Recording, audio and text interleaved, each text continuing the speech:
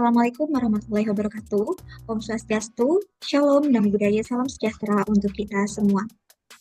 Selamat datang di Tiba-Tiba Podcast. Seperti biasa, hari ini bersama dengan teman-teman keren, ada Kak Guntur, ada Kak Wike, ada Kak Fatma, dan ada Kak Nova. Kita akan membahas seputar penerapan nilai-nilai berakhlak dalam ASN, yang dimana topik kita kali ini adalah terletak pada nilai adaptif.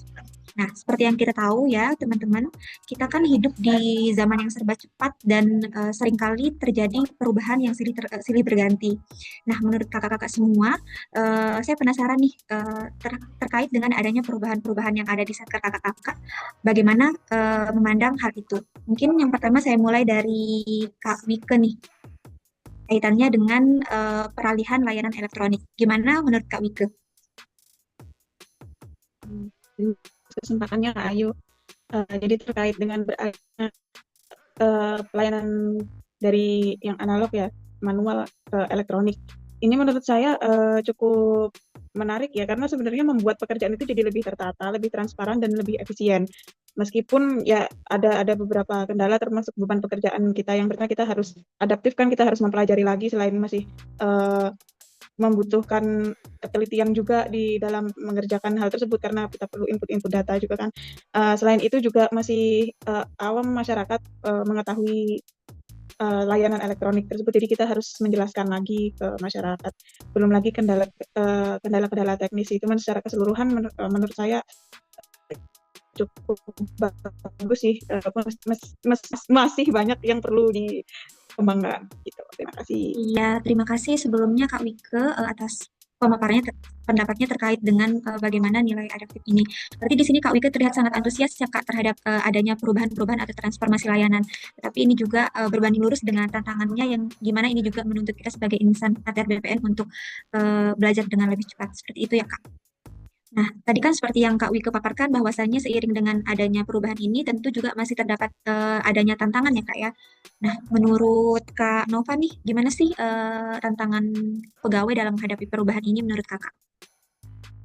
Baik Kak, terima kasih. Menurut saya, tantangan utama pegawai dalam menghadapi perubahan ini adalah beradaptasi dengan teknologi baru, khususnya bagi pegawai yang belum terbiasa menggunakan sistem digital. Tidak semua pegawai memiliki tingkat pemahaman teknologi yang sama. Di sisi lain, tuntutan untuk belajar dengan cepat seringkali datang bersamaan dengan beban kerja yang tetap berjalan seperti biasa.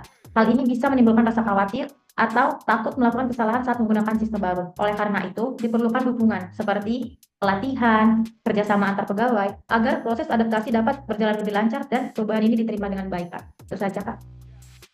Nah, selanjutnya nih Kak, saya mau tanya Kak Fatma nih terkait dengan bagaimana sih dampak peralihan layanan elektronik ini dan bagaimana apa yang dirasakan oleh pemohon, terutama di satkernya Kakak sejauh Kakak berada di satker Kakak sekarang. Iya Kak, terima kasih atas kesempatannya Kak. Apakah suara saya terdengar dengan jelas? Maaf nih kalau ada bising-bising sedikit. Jelas Kak, jelas. Iya, jadi ini saya bahas mungkin saya coba lebih spesifik ke dampak ke pemohonnya. Otomatis kalau ada kebijakan baru itu pasti ada dampak positif dan juga negatifnya. Kalau untuk yang positif itu mungkin dengan adanya peralihan elektronik ini lebih mengefisiensi waktu. Kemudian transparansi prosesnya juga lebih mudah untuk di-tracking. Jadi pemohon itu dapat melihat perkembangan pengajuan, berkas yang mereka ajukan itu secara real time. Kemudian ada juga kemudahan akses dokumen. Dan yang paling penting ini Kak, pengurangan biaya gitu. Karena yang kita tahu ini kan Indonesia ini negara kepulauan. Jadi kalau mau misalkan di satker saya ini Kak, kalau mau ke pengurusan berkas gitu harus ke kabupaten dulu, yang otomatis mereka harus naik kapal dulu, yang akan menimbulkan banyak biaya. Nah, kalau ini sisi negatifnya sih mungkin dari sisi keterbatasan akses teknologi ya Kak. Ya Kak, dari pemohonnya kan ada juga yang banyak yang nggak familiar gitu dalam menggunakan media online. Kemudian kesalahan input data dan juga ketergantungan pada sistem. Kalau gangguan server ya mungkin akan terjadi gangguan juga, prosesnya akan terkendala. Tapi ini intinya dari sisi pemohon pun mereka itu juga harus bisa untuk bersikap adaptif terhadap perubahan teknologi, sehingga bagaimana bisa memaksimalkan keuntungan dari adanya peralihan layanan elektronik ini serta meminimalkan hambatan atau risiko yang akan datang. Jadi pemohon yang adaptif itu bukan hanya ikut arus perubahan ya Kak, tetapi mereka juga harus aktif menyelesaikan diri, belajar teknologi baru dan juga menggunakan layanan itu secara optimal. Itu Kak kalau menurut saya. Wah, keren banget ya Kak pemaparan dari kakak nih terkait dengan bagaimana memaparkan bagaimana dampak yang dirasakan oleh pemohon. Tapi overall di Satker kakak untuk pemohonnya puas ya kak dengan adanya pelayanan peralihan elektronik ini dan juga sejauh ini adaptif kan kak untuk pemohonnya atau berusaha Iya, untuk adaptif. iya, iya benar sekali Kak. Karena kan mereka lebih mudah gitu. Prosesnya jadi lebih mudah. Betul, betul Kak. Nah, terima kasih sebelumnya Kak. Selanjutnya nih, yang terakhir saya mau ke Kak Guntur. Tadi kan Kak Fatma sudah memaparkan bahwasannya di sini juga masih ada hambatan seperti itu atau masih ada hal negatifnya. Nah, menurut Kak Guntur sendiri nih, apa sih solusi yang dapat kita lakukan agar adaptasi teknologi ini dapat berjalan lebih baik, khususnya bagi pegawai juga oleh pemohon seperti itu. Baik, terima kasih Kak. Kita berbicara mengenai peralihan elektronik ini, saya setuju dengan teman-teman sebelumnya, di mana memang ada plus dan minusnya.